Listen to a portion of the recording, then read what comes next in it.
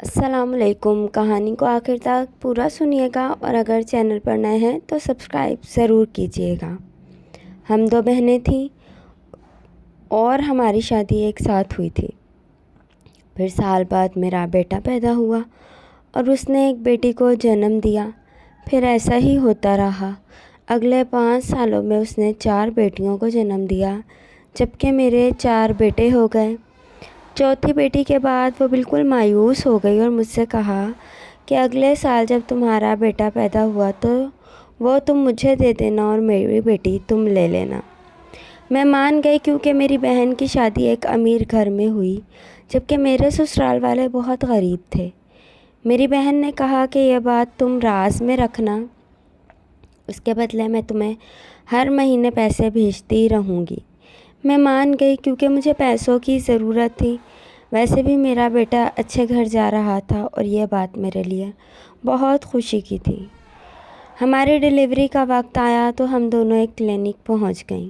دراصل یہ کلینک میری بہن کی دوست کا تھا اور اسے ہم نے پہلے سے سب بتا دیا تھا۔ وہ ہمارے راز میں شریک تھی، اس لیے ہم نے بے فکری سے بچوں کو ایک ہی دن جنم دیا۔ میں ہوش میں آئی تو نرس نے مجھے میرا بچہ پکڑا دیا اور جیسے ہی میں نے اپنے بچے کے جسم سے کپڑا ہٹایا، میری روح لرز گئی کیونکہ وہ تو میرا نام شہلا ہے اور ہم 2 بہنیں ہیں۔ مریم مجھ سے 2 سال بڑی تھی، مگر اتفاق سے ہم دونوں بہنوں کی شادی آگے پیچھے ہی ہوئی۔ میرے لیے اچھا رشتہ آیا تو ہمارے والدین نے ہاں کہہ دی اور کہا کہ ہم دونوں بیٹیوں کی شادی ایک ساتھ کریں گے، کیونکہ ہمارے والدین اتنے امیر نہیں تھے۔ اس لیے انہوں نے سوچا کہ ہم دونوں بیٹیوں کی شادی اس لیے ساتھ کریں گے تاکہ ڈبل خرچے سے بچا جا سکے۔ پھر اللہ نے ہمارے والدین کی دعائیں سن لی اور مریم کے لیے بھی ایک رشتہ آ گیا۔ یہ رشتے والے دیکھ کر تو ہم سب حیران رہ گئے، کیونکہ میرے سسرال والے اتنے امیر نہیں تھے۔ میرا ہونے والا شوہر ایک دفتر میں ملازم تھا اور اس کی تنخواہ بھی اتنی زیادہ نہیں تھی، جبکہ مریم کے سسرال والے بہت زیادہ امیر تھے اور اس کا ہونے والا شوہر اپنا کاروبار کرتا تھا۔ اس کے پاس گاڑی اور بہت پیارا سا گھر تھا۔ سب نے کہا کہ مریم کو اس کے صبر کا پھل ملا تھا، کیونکہ جب مریم اس کے لیے رشتے نہیں آ رہے تھے تب اس نے امی ابو سے کہہ دیا کہ آپ لوگ شہلا کی شادی کر دیں اور میری وجہ سے اس کی شادی نہ روکیں۔ خیر یہ اس کا نصیب تھا کہ اسے اتنا اچھا گھر ملنے والا تھا۔ یوں 2 مہینے بعد ہی ہم دونوں بہنوں کی شادی ہو گئی۔ میں اپنے سسرال آ گئی اور یوں ہم دونوں بہنیں ایک دوسرے سے دور ہو گئی۔ مگر 1 ہفتے بعد ہی جب میں میکے گئی تو مریم اپنی گاڑی میں بیٹھ کر میکے آئی اور میں نے دیکھا کہ وہ بہت خوش تھی۔ خوش تو میں بھی بہت تھی کہ میرا شوہر بہت اچھا تھا اور سسرال والے بھی ابھی تک بہت محبت سے پیش آ رہے تھے۔ یوں ہمارے والدین ہمیں خوش دیکھ کر بہت پرسکون ہو گئے، کیونکہ والدین کے لیے اس سے بڑھ کر کوئی خوشی کی بات ہی نہیں ہوتی کہ ان کی بیٹیاں اپنے گھروں میں شاد و آباد رہیں۔ اور یوں ہم دونوں نے پورا 1 ہفتہ اپنے گھر والوں کے ساتھ گزارا۔ جس دن ہم دونوں نے سسرال واپس جانا تھا اس دن اتفاق سے بارش ہو گئی۔ مریم کا شوہر تو اسے گاڑی میں آ کر لے گیا، مگر میرے شوہر نے کال کی کہ وہ مجھے آج لینے نہیں آئے گا، کیونکہ باہر بہت بارش تھی اور اس کے پاس بائک تھی، اس لیے وہ نہیں چاہتا تھا کہ میں بھیگ جاؤں، اس لیے وہ مجھے لینے اگلے دن آیا اور اس دن بارش نہیں تھی۔ میں نے سوچا کہ کاش میرے شوہر کے پاس بھی گاڑی ہوتی، لیکن پھر میں نے اللہ کا شکر ادا کیا کیونکہ اس نے مجھے بہت سی نعمتوں سے نوازا تھا۔ یوں میں سسرال آ گئی اور شادی کے وہ سنہرے دن پر لگا کر اڑ گئے۔ اب ذمہ داریوں والے دن آ گئے تھے۔ پھر ہم دونوں بہنیں ایک ساتھ میکے نہیں جا پاتی تھیں، کیونکہ کبھی وہ مصروف ہوتی تھی اور کبھی مجھے سسرال سے میکے جانے کی اجازت نہیں ملتی تھی۔ پھر اس کے باوجود ہمارا فون پر رابطہ تھا اور ہم دونوں بہنیں ایک دوسرے کے حال سے واقف رہتی تھیں۔ ہماری شادی کو 1 مہینہ ہوا تو میں نے سب کو خوشخبری سنا دی، مگر مریم پھر پیچھے رہ گئی۔ مگر 1 ہفتے بعد ہی وہ بھی امید سے ہو گئی اور ہم سب نے شکر ادا کیا۔ اس دوران ہم دونوں بہنیں ایک دوسرے کو اپنی طبیعت کے بارے میں بتاتی رہتی تھیں۔ اس دوران ہم دونوں کی طبیعت خراب رہی، مگر چونکہ اس کا شوہر پیسے والا تھا اس لیے اس کے لیے یہ وقت زیادہ مشکل نہیں رہا، کیونکہ وہ باقاعدگی سے اپنا چیک اپ کراتی رہی، مگر میں پیسے کی تنگی کے باعث ڈاکٹر کے پاس نہیں جا پائی۔ مگر اس کے باوجود اللہ پاک بہت کرم کیا، اور پھر سال بعد میرا بیٹا ہوا، اور اپنے بیٹے کو گود میں لیتے ہی مجھے اپنے سارے درد بھول گئے، اور پھر ہم سب انتظار کرنے لگے کہ کب مریم کی ڈیلیوری ہوگی، کیونکہ ان دنوں وہ بھی ہسپتال میں تھی۔ خیر 1 ہفتے بعد ہی میری بہن نے ایک بیٹی کو جنم دیا، اور ہم سب بہت خوش ہوئے، کیونکہ بیٹی بھی اللہ کی رحمت ہے۔ ویسے بھی اس کے گھر میں دولت کی کمی نہیں تھی، وہاں بیٹی کی پرورش اچھے طریقے سے ہو جاتی۔ غریب بیچارے کی بیٹی پیدا ہو جائے تو اسے جہیز کی فکر پڑ جاتی تھی۔ جب میرا بیٹا 1 ماہ کا ہوا تو میں اس کے گھر مبارکباد دینے چلی گئی۔ میں نے دیکھا کہ اس کے سسرال والے بہت خوش نظر آ رہے تھے۔ پھر 2 مہینے بعد میں میکے گئی تو مریم بھی وہاں آ گئی، اور ہم نے وہ وقت بہت انجوائے کیا۔ پھر ایسا ہی ہوتا رہا۔ اگلے سال میں پھر امید سے ہوئی، اور میں نے پھر سے ایک بیٹے کو جنم دیا۔ میرے سسرال والے تو بہت خوش تھے۔ پھر انہیں دنوں مجھے پتہ چلا کہ مریم بھی پھر امید سے تھی۔ میں نے دعا کی اس بار بھی وہ بھی ایک بیٹے کی ماں بن جائے، کیونکہ یہ خوشی بھی الگ ہی ہوتی ہے۔ مگر اس بار بھی مریم نے ایک بیٹی کو جنم دیا۔ خیر اس کی قسمت میں یہی تھا۔ میں اس سے ملنے گئی تو وہ کچھ بجھی بجھی سی تھی۔ میں نے اس سے پوچھا کہ تمہارے سسرال والوں نے دوسری بیٹی کی پیدائش پر کچھ کہا ہے؟ وہ یہ سن کر کہنے لگی، نہیں بھائی، انہوں نے ایسا کچھ نہیں کہا۔ میں تو خود ہی یہ سوچ کر اداس ہو گئی کہ کہیں وہ کچھ کہہ نہ دیں، مگر ابھی تک انہوں نے ایسا کچھ نہیں کہا۔ یہ سن کر میں اس سے کہنے لگی، جب تمہارے سسرال والے کچھ نہیں کہہ رہے تو تم بھی فکر مت کرو، دیکھنا جلد تم بھی ایک بیٹے کی ماں بنو گی۔ یہ سن کر وہ مسکرا دی۔ پھر یوں ہی وقت گزرتا گیا، اور ہماری شادی کو 5 سال ہو گئے۔ ان 5 سالوں میں اس نے 4 بیٹیوں کو جنم دیا، جبکہ میرے 4 بیٹے ہو گئے۔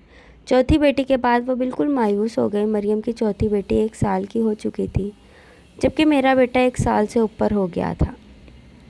ایک دن میں امی کے گھر گئی تو مریم بھی وہاں آ گئی۔ یوں ہی باتوں باتوں میں اس نے مجھے بتایا کہ چوتھی بیٹی کے پیدا ہونے کے بعد اس کے شوہر اور سسرال والوں کا رویہ کچھ بدل سا گیا تھا۔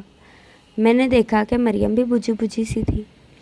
میں اس کی کیفیت سمجھ سکتی تھی، کیونکہ سسرال والے کتنے ہی امیر اور پڑھے لکھے کیوں نہ ہوں، بیٹوں کی چاہ ضرور رکھتے ہیں۔ اس لیے میں نے اسے تسلی دینے کی کوشش کی تو وہ میرے کچھ کہنے سے پہلے ہی مجھ سے کہنے لگی، دیکھو شیلا، میں کب سے تمہیں ایک بات کہنا چاہ رہی تھی۔ تم میری بہن ہو، اس لیے میرے درد کو سمجھ سکتی ہو۔ اپنی بہن کی بات سن کر میں الجھ گئی، اور میں نے اس سے کہا کہ تم میری بہن ہو، تمہاری خوشی کے لیے تو میں کچھ بھی کر سکتی ہوں۔ یہ سن کر وہ کہنے لگی، دراصل میں تم سے کچھ مانگنا چاہتی ہوں، پلیز انکار مت کرنا۔ میری بہن زندگی میں پہلی بار مجھ سے کچھ مانگ رہی تھی، اس لیے مجھ سے انکار نہ ہوا، اور میں نے جھٹ سے کہہ دیا کہ تم میری بہن ہو، تم مجھ سے جو مانگنے والی ہو وہ میں تمہارے مانگنے سے پہلے ہی دے رہی ہوں۔ یہ سن کر مریم کہنے لگی، اگر ہم دونوں جلدی پھر امید سے ہو گئیں اور پھر تمہارا بیٹا پیدا ہوا تو وہ تم مجھے دے دینا، اور اگر میری 5ویں بیٹی پیدا ہوئی تو میری بیٹی تم لے لینا۔ یہ سن کر میں ششت رہ گئی، کیونکہ یہ آسان کام نہیں تھا۔ بیٹی ہو یا بیٹا، اسے کسی دوسرے کا سپرد کرنا آسان نہیں ہوتا۔ مگر میں جانتی تھی کہ میری بہن بہت مایوس ہو چکی تھی، اور یہ سب وہ جذبات میں کہہ رہی تھی، اس لیے میں نے اس سے وعدہ کر لیا۔ مگر میں جانتی تھی کہ یہ اتنا آسان کام نہیں تھا۔ اب تک اس کے اور میرے بچے ساتھ ساتھ ہوئے تھے، مگر ہو سکتا تھا کہ اس بار ایسا نہ ہو، یا پھر ہو سکتا تھا کہ اس بار ہم دونوں کی ڈیلیوری میں 1 ماہ کا فرق ہو۔ اس لیے میں نے سوچا کہ ہو سکتا ہے کہ اس کی نوبت ہی نہ آئے، اس لیے میں نے اپنی بہن کی خوشی کی خاطر ہاں کہہ دی۔ یہ سن کر میری بہن مریم نے کہا کہ یہ بات تم راز میں رکھنا، اس کے بدلے ہر مہینے میں تمہارے پیسے بھیجتی رہوں گی۔ پیسوں کا سن کر میں بھی کچھ لالچ میں آ گئی، کیونکہ مجھے پیسوں کی ضرورت تھی۔ ویسے بھی میرا بیٹا اچھے گھر جا رہا تھا، اور یہ بات میرے لیے بہت خوشی کی تھی۔ اس لیے ہم دونوں نے یہ پلان بنا لیا۔ وقت گزرتا گیا اور ہم نے خفیہ پلان پر کام کرنے لگے۔ مجھے لگا تھا کہ یہ ممکن نہیں ہوگا، مگر میں اس وقت حیران رہ گئی جب اس بار بھی ہم دونوں ایک ساتھ امید سے ہو گئے۔ میں نے یہ خوشخبری مریم کو سنائی تو وہ کہنے لگی، تم اپنا وعدہ یاد رکھنا۔ میں نے بھی فوراً ہاں کہہ دی اور دعا کرنے لگی سب ٹھیک ہو جائے اور ہمارے اس پلان کا کسی کو بھی پتہ نہ چلے۔ سسرال والوں کی طرف سے تو میں بے فکر تھی، کیونکہ 5 بیٹوں کے بعد اگر بیٹی ہوئی تو انہیں کوئی فرق نہیں پڑے گا، مگر مجھے ڈر تھا کہ کہیں یہ بات میرے شوہر کو پتہ نہ چل جائے، کیونکہ اگر اسے پتہ چل گیا تو اس کے بدلے میں اپنے بہن سے پیسے لینے والی تھی تو وہ مجھ سے بہت غصہ ہوتا۔ خیر، اس بار میری بہن اس بچے کا سارا خرچہ اٹھا رہی تھی، اس لیے اس کی اور میری ڈاکٹر ایک تھی، اور اس نے ہمیں یہ خوشخبری سنا دی تھی کہ ہماری ڈیلیوری کا دن بھی ایک ہی تھا۔ ہم دونوں بہت خوش تھیں کیونکہ سب کچھ ہمارے پلان کے مطابق ہو رہا تھا۔ پھر وقت تیزی سے گزرتا گیا اور یہ 9 ماہ آسانی سے گزر گیا۔ اس بار میری خوراک اچھی تھی، اس لیے میری صحت اچھی رہی اور یہ سب کچھ میری بہن کی بدولت ہو رہا تھا۔ ہماری ڈیلیوری کا وقت آیا تو ہم دونوں ایک ہی کلینک پہنچ گئیں۔ دراصل یہ کلینک میری بہن کی دوست کا تھا اور اسے ہم نے پہلے سے سب بتا دیا تھا۔ وہ ہمارے راز میں شریک تھے، اس لیے ہم نے بے فکری سے بچوں کو ایک ہی دن جنم دیا۔ میں ہوش میں آئی تو نرس نے مجھے میرا بچہ پکڑا دیا اور جیسے ہی میں نے اپنے بچے کے جسم سے کپڑا ہٹایا میری لو لرز گئی، کیونکہ یہ تو ایک بیٹی تھی۔